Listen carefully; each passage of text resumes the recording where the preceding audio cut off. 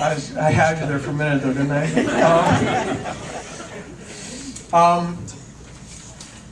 Really, it was just hung out for a little while. But it's a great shift. I encourage you, if this, we always have great art coming through the city, and you like me ignore the announcements in the Chronicle. So go look at great art when it's here. There was just a Pizarro show. I'd like to also tell you stuff you missed. And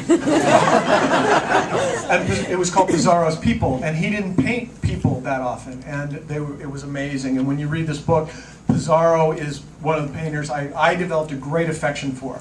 I liked all of their art, and I had a different feel for them, but when I start to get to read their bios and read their accounts of their friends, there's certain ones it's like, well, Degas is apparently a dick.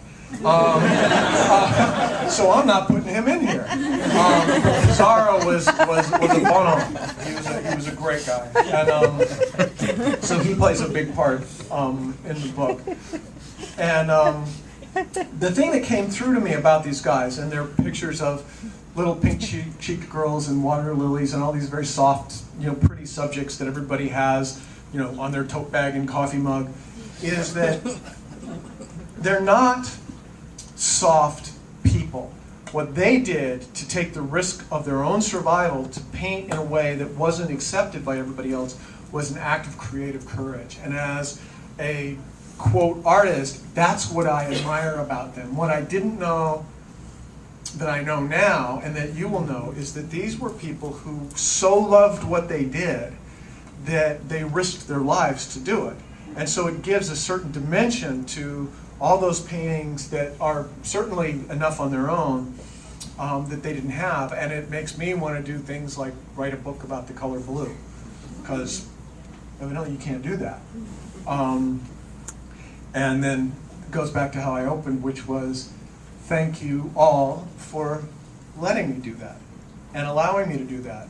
And enabling me, I guess, would be the codependent term. So, thank you for that, you guys.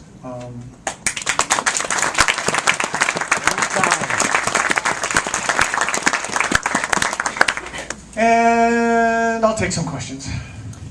I know, I don't have an ending, right? That's it. I do have a little bit where Kotex asked me to follow them on Twitter.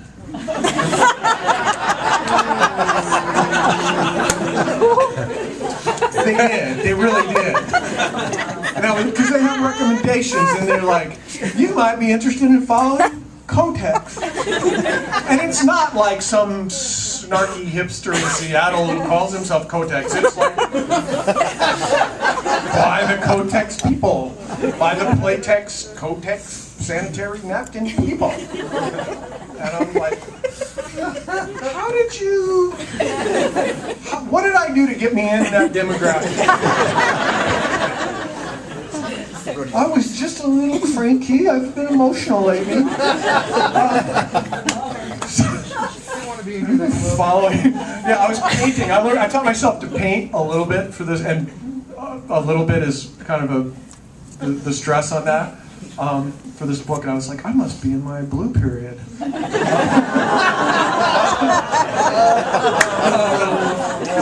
By the way, if you are in your blue periods, see a urologist. It's not something that following Kotex on Twitter will help you. Jimmy, you had a question? Did you follow them? No, but I looked at their feed. Apparently, they don't have that much to say. They're much more about being absorbent. So.